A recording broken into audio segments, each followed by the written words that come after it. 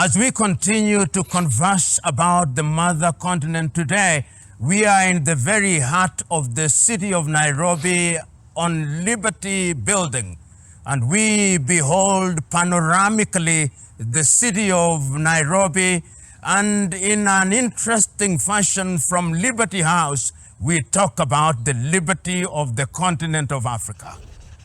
The history of contemporary Africa can never be told without reference to the infamous conference in Berlin, which took place toward the end of the year 1884 and the early part of the year 1885.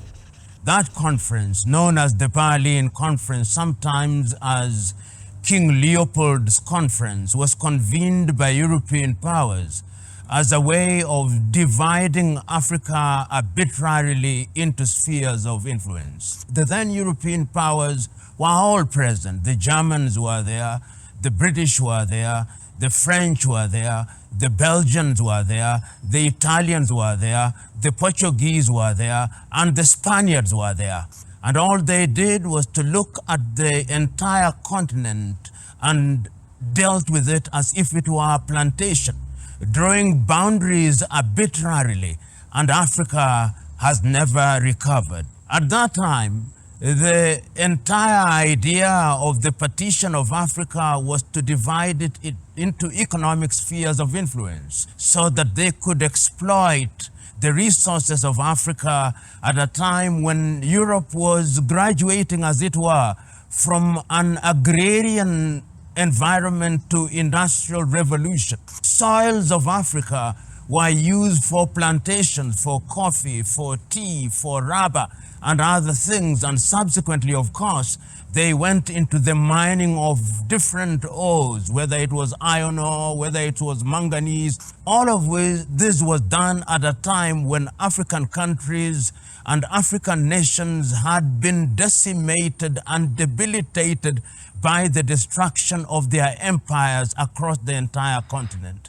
Whether it was in the West, they had destroyed all the kingdoms, the Malinke, the Songhai, and all these had been destroyed. On the southern part of Africa, the Zulu Empire, the Monomotapa Empire had been destroyed. In East Africa, the Baganda, the Banyoro Kitara had been destroyed, and all African institutions had been destroyed.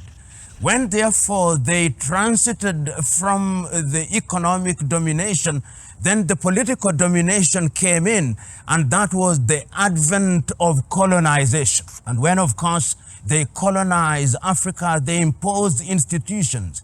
They brought in their laws, they brought in their institutions, the judiciary, the governors, and Africa has never been the same again.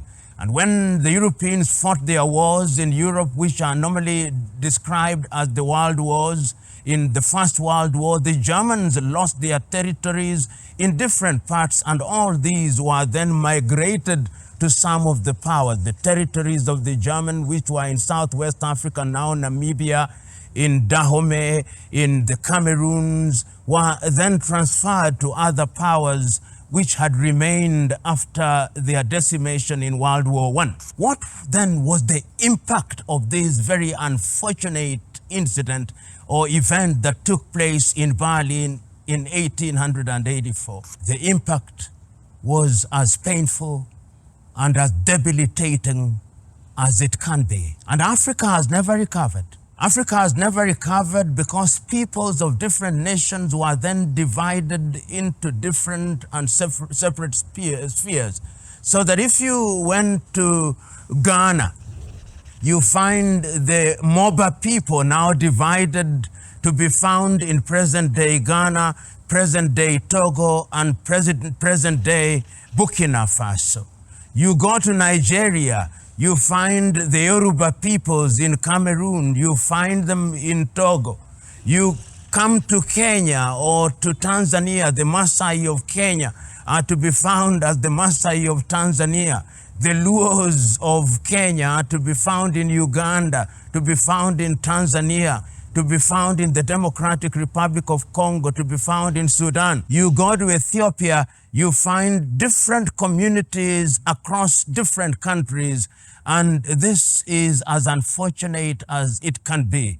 And it has been debilitating because when the struggle for independence started in earnest, and African countries were seeking to regain their independence from erstwhile colonizers, we as a continent had been divided into spheres of influence, with the former French colonies being infamously described as the Francophone countries, the Portuguese being described as the Lusophone countries, and the British colonies being described as the Anglophone countries. Of course, the Democratic Republic of Congo remained as a sphere of influence of the Belgians. Initially, the Democratic Republic of Congo was the individual property of King Leopold of the Belgians, only migrated to Belgium as a country a little later in time.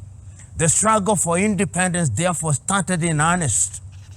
And after the World War II and after the rise of the Pan-African movement and the rise and agitation of African independence fighters, we then had the wave of independence, with Ghana taking the lead on the 6th day of March 1957, and thereafter a wave of independence which culminated in the Addis Ababa conference, which saw the birth of the Organization of African Unity. And I can remember so very vividly, courtesy of history, when on that day, every African leader who spoke, whether it was Haile Selassie of Ethiopia, which had never been successfully conquered and who hosted that conference, whether it was Kwame Nkrumah of Ghana, whether it was David Dako, or whether it was Nnamdi Azikiwe, all of them were unanimous in their recognition that the pain that had been visited upon Africa in Berlin had to be cured. The discussion then arose, should we revisit the colonial boundaries?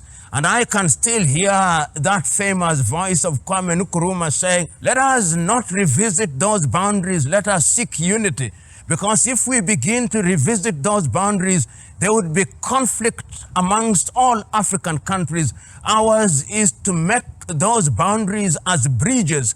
And that was his famous clarion call that Africa must unite, because it is in her unity that Africa would neutralize and make nonsense of those boundaries. Unfortunately, on that occasion in 1963, it did not happen, and the sovereign countries remained as they were inherited from the colonizers, with the ever surreptitious hand of the colonizer remaining strong, sometimes blatant, sometimes subtle, but controlling African countries. The conversation was revisited again in 1964 in Cairo, when the African leaders were hosted by Egypt's Gamal Abdel Nasser. But once again, we adopted as Africans the doctrine of the inviolability of inherited boundaries, on the understanding that the continent would unite.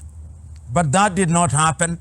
In 1965, Kwame Nkrumah hosted a conference in Accra, Ghana, on the assumption on that day that Africa would emerge united, but it did not happen. And 1 year later, in 1966, the Osagyefo Kwame Nkrumah himself was overthrown, and we now know that his removal from power was through the machinations of Western powers. These boundaries, these activities of the colonizers in Berlin remain a source of conflict in Africa today. African countries are divided. Wars have been fought because of those boundaries. Wars continue to be fought because of those boundaries. Countries are divided because of those boundaries. African countries cannot speak with one voice because of the events of Berlin in 1884 and 1885. There are those who are in the business of telling Africans that you agonize too much, that you have now been independent for upwards of 60 years. Why don't you take charge of your affairs? We as a continent are taking charge of our affairs. But the question is, has Africa ever been allowed to take charge of our affairs? No, she has not. She has not, because after Berlin, there was colonization. After decolonization, there was and there is still neocolonization. And neocolonization means that the erstwhile colonizers still are answering to the clarion call of Berlin, so that Portugal still wants to control her colonies in Angola, in Mozambique, in Guinea-Bissau, in Sao Tome and Principe, in Cabo Verde. The French still want to control her colonies in West Africa. The British still want to control her former colonies through the Commonwealth. And of course, the Belgians are still alive and well in Belgium. We are not free. And when they cannot control Africans and African leaders, then they, of course, undermine those who stand up against them. Berlin is not a scar. Berlin is a wound. Is a wound that continues to torment the continent of Africa, because it's a wound that keeps us divided through our laws, keeps us divided through our education system, keeps us divided through politics, keeps us divided through neo-colonial institutions, keeps us divided because of the boundaries, keeps us divided because we are manipulated on the basis of the past. Berlin was a curse. Adekeye Adebayo, that famous Nigeria, has written a book which all of us must read, The Curse of Berlin. And indeed, it was a curse which remains with us. It is a curse. It is a ghost that must be exorcised, because if the ghost of Berlin is not exorcised, Africa will never be united. And if Africa is never united, she'll remain a plantation, the plantation that was conceived in Berlin in 1884 and 1885. The time is now to dissolve Berlin. The time is now to make those boundaries bridges. African unity is what will dissolve Berlin. Continue to talk about the mother continent, but we will come again to continue this conversation which never ends and which must never end. See you another time.